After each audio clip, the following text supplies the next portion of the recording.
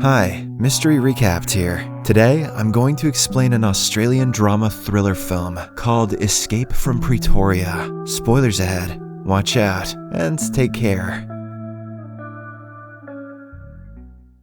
The movie is based on a true story. During the late 1940s in South Africa, the government carried out a strict racial segregation called apartheid. This system gave the whites more privileges and better jobs. On the other hand, the black community was frowned upon, prohibited from entering upper-class areas, and even massacred. However, after decades of oppression, they finally had enough. The black community formed a movement called the African National Party, or the ANP. Their main agenda was to stop the racial discrimination and bring back harmony to the country. The protagonist of the movie is Tim Jenkin, the whitest name of all, a white activist working for the ANP. He is heading to a crowded market with two large bags in his hands. He drops one of them near a trash can and the other one next to a car. Then he signals his accomplice Stephen Lee to initiate the plan. It turns out the bags contain explosives, which they plan to detonate right now. They immediately get to work and connect some wires inside the bag. As they walk away, two explosions occur, but they are harmless. However, hundreds of leaflets are scattered across the busy market. They contain propaganda messages against the apartheid government. Jenkin and Lee nervously try to flee the scene, but they are soon apprehended by the cops. Later, while awaiting prosecution, Jenkin's wife sneaks into the room and gives him some money, which he may require in prison. She then wishes him goodbye, promising to always stay by his side. Shortly after, Jenkin heads to the bathroom, hides his money inside a cigar case, and shoves it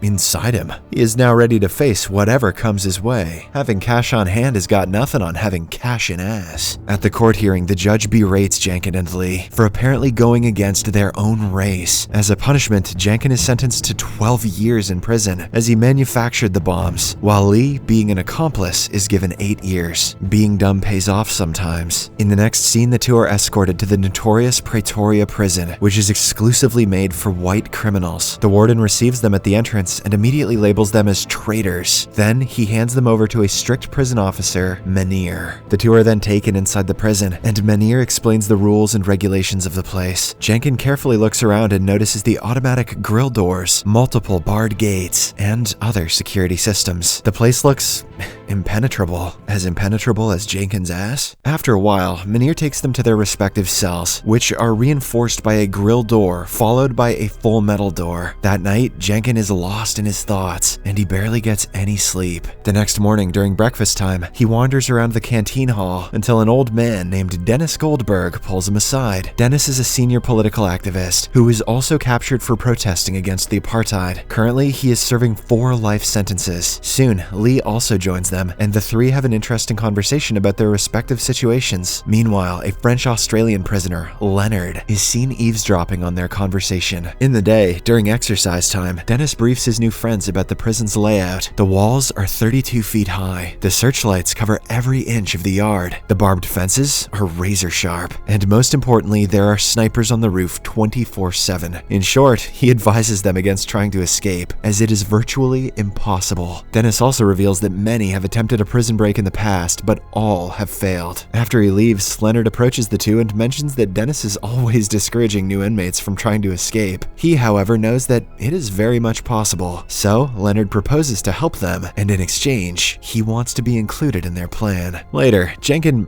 brings out the cigar case containing the money and sneaks it over to Dennis. The latter hides it inside some toothpaste, making sure it never falls into the wrong hands, and hopefully that toothpaste never falls into the wrong teeth. 23 days have passed by, and life has started becoming normal for the boys. That night, in his cell, Jenkin lights up a matchstick and looks through the keyhole in the grill gate, trying to find some flaw in it. Days pass by, and Jenkin becomes obsessed with finding a solution. Then, one night, an idea suddenly strikes his mind. He uses paper to measure the depth of the keyhole and also its length. Jenkin then plans to use wood to prepare a makeshift key. The following day, in the shower, he presents the idea to his partners in crime. Leonard believes that it will never work, work, but the other two reassure him that it will. Jenkin proposes that he can get wood from the workshop, but first, he needs to observe the original keys. Later, at the canteen, the guys initiate their plan. Leonard causes a commotion, and when Munir arrives to check, Jenkin has a good look at the shape of the keys. From that day onwards, he never misses an opportunity to observe the keys, whether it be at the front yard or during the morning assembly. Finally, after days of research, he manages to draw a rough draft on paper. On the 74th day, Jenkin steals sandpaper and some wood from the wood shop. He puts them inside his coffee thermos and stuffs a bunch of clothes so that they don't rattle. A while later, Munir checks all the prisoners' thermoses one by one to see if they have stolen anything. When it's Jenkin's turn, he freezes in fear, and Munir notices it right away. Fortunately, even after a few good shakes, he doesn't find anything suspicious inside the thermos and lets him go. After the narrow escape, Jenkin goes straight to his cell and starts working on his first prototype. He chisels, cuts, and scrubs the wood until a proper key is finally made. He nervously tries it on the door, and to his delight, it works. But when Jenkin opens the grill door, his expression suddenly changes. It turns out the metal gate doesn't have a keyhole on his side, meaning he will have to open it from the other end. The next morning, Jenkin explains the situation to his friends and mentions that they will now have to make another key and somehow find a way to open the second gate from outside. Leonard, who has become ecstatic with the success of their first plan, is completely on board. In the following days, the three observe the keyhole to the outdoor door, and Jenkin tries making a rough diagram of it. Fortunately, after weeks of hard work, he successfully creates another wooden key. On the 100th day, the boys are mopping the hallway and there are no guards around. Jenkin uses this opportunity to try out his new key. It is not as good as the first one, so he chisels it out to make it smoother. The key fits and the door opens, much to everyone's joy. However, when Jenkin tries to get it back out, it breaks. This causes panic among the boys, and to make matters worse, a guard starts approaching the hallway. Jenkin tries his best to close the lock, but to no avail. In the end, he only manages to get the broken piece out right before the giant guard arrives. In the next scene, after all prisoners go inside their respective cells, Munir arrives for a routine checkup. He notices Jenkin's door lock sticking out, but doesn't think much of it and simply closes the door. Inside, Jenkin breathes a sigh of relief. On the 142nd day, the three gather in a room and discuss how to open the metal gate from the outside. Leonard suggests using a string, but the guys quickly dismiss it, saying it cannot be turned. After a while, Lee gazes at a broom, and an idea strikes his mind. He takes it outside and starts measuring the distance from the window to the door. It is just a few inches short. The following day, while Jenkin is at the workshop, he notices a sewing machine. He quickly goes to his cell and develops a similar mechanism, which he then attaches to the broom. That night, Jenkin places the wooden key on top of the broom and tries it out. The plan works. He successfully manages to open the gate. However, when he tries pulling it out, the key falls to the ground. This nearly gives Jenkin a heart attack, but he doesn't give up. He sticks a chewing gum on top of the broom and uses it to retrieve the key back to his cell. The next morning during lunchtime, he excitedly reveals to his friends how he managed to open both of the gates. Jenkin now wants to inspect the other areas of the prison so that they proceed to the next step. As all of this is happening, Dennis is keeping an eye on them. He again tells Jenkin to back out, but the latter has already made up his mind. Day 206. Some new walls have been constructed around the area, but the routine remains the same. Whenever out, the three boys try their best to inspect the surrounding areas. Jenkin even manages to strike up a deal with the janitor. He wants the construction map of the prison, and in exchange, he will provide soaps and cigarettes. The trade takes place at the dumpsters, and fortunately, Jenkin manages to conduct it without getting noticed.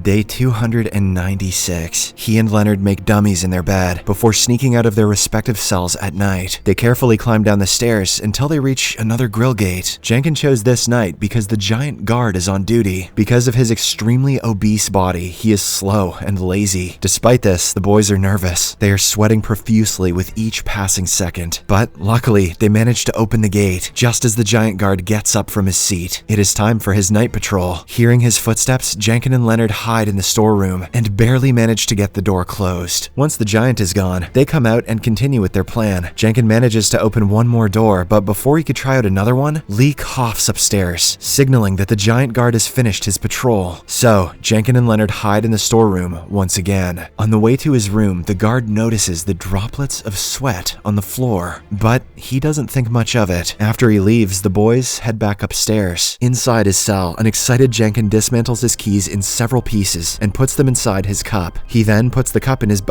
he then goes to sleep, hopeful that he can escape and meet his beloved wife soon. The next morning, the warden enters the cell and wakes Jenkin up. The latter has slept past the morning alarm. Enraged, the warden asks him why he overslept, but Jenkin can only apologize. So, his cell is given a proper search. In the process, the cup on his shelf is knocked over, and all the wooden parts of the keys are revealed. The warden picks one of them up and angrily asks, "What is this?" Jenkin, who is frozen in fear, nervously says that he made it as a photo holder. Surprisingly, the warden buys it and leaves the room, but not before warning Jenkin to be more careful next time. That night, our genius protagonist has a panic attack, making it difficult for him to sleep. However, he narrates that every difficult situation teaches new things. So, from the next morning on, he starts hiding the keys in different areas of the prison, like inside the library, the canteen, and even the dumpster. One day, he and his friends also managed to steal civilian clothes from the laundry. All this while, Jenkin doesn't clean or brush his teeth, hoping that he would get an infection. A few weeks later, he does get one, and when Munir takes him to the doctor, he inspects the automatic gate. It is Christmas Eve, and the group has made all the necessary preparations. Inside a room, they disclose their elaborate plan to Dennis and his friends. They have made 39 keys of different shapes and sizes for the 15 doors that they have to pass. However, Dennis refuses to join them, claiming that even if they escape, they will have nowhere to go. Nonetheless, he returns the money to Jenkin, hidden inside a toothpaste roll. Later, the warden conducts a checkup of all the cells, including Jenkin's. He turns the entire place upside down, but doesn't find anything. In the evening, after all the officers are gone, Jenkin, Leonard, and Lee get out of their cells and begin their escape plan. Before leaving the hallway, Jenkin asks Dennis one last time if he wants to join them, but again gets no as a response. Following this, the boys gather all the keys that are hidden in different corners of the prison. They then dress up in civilian clothes and head downstairs. Suddenly, they hear footsteps. It is the giant guard who is slowly approaching them. The boys quickly hide inside the storeroom, trembling in fear as they hold the door. Soon, the guard arrives and notices the door slightly shaking, but before he can inspect it, the electricity goes off. It turns out Dennis has caused a short circuit by destroying his light bulb. He and the others then start calling out for the guard, hoping to distract him. The plan works, and the giant guard reluctantly heads upstairs. Wasting no time, the three get out of the storeroom and rush to the next door. With the help of their teamwork and the desire to reunite with their families, they manage to open the doors one after another. When it is time for the automatic gate, Leonard swiftly goes to the admin room and successfully opens it. By pressing a button, everything is going as planned, and they ultimately reach the final door, the door which separates them from freedom.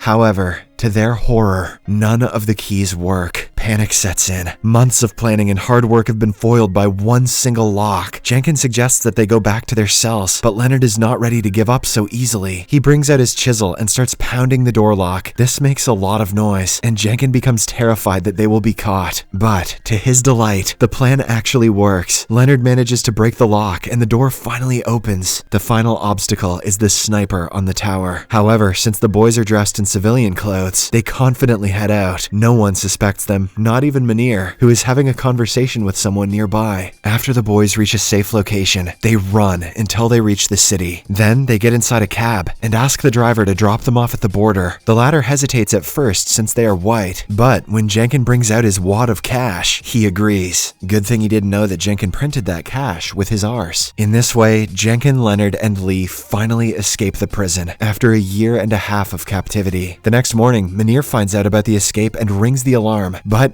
it's too late. As he wanders around helplessly, Dennis and the others start laughing. In the final scene, the actual events that transpired after the prison break are revealed. The largest manhunt in South African history ensued, but the fugitives were never caught. They crossed the border to Mozambique, then Tanzania, and finally London, where they rejoined the ANC and continued their protests against the apartheid. In 1991, after more than a decade, they were pardoned. On the other hand, Dennis was exonerated in 1985, and he finally reunited with his wife and kids. As for Jenkin, he never met his wife, as by the time he returned to South Africa, she had already passed away. In 1992, the apartheid fell, and in 1994, Nelson Mandela, the leader of the ANC, was elected as the president of South Africa. Subscribe for more videos like this, turn on notifications, and leave a like to help the channel out. Thank you for watching.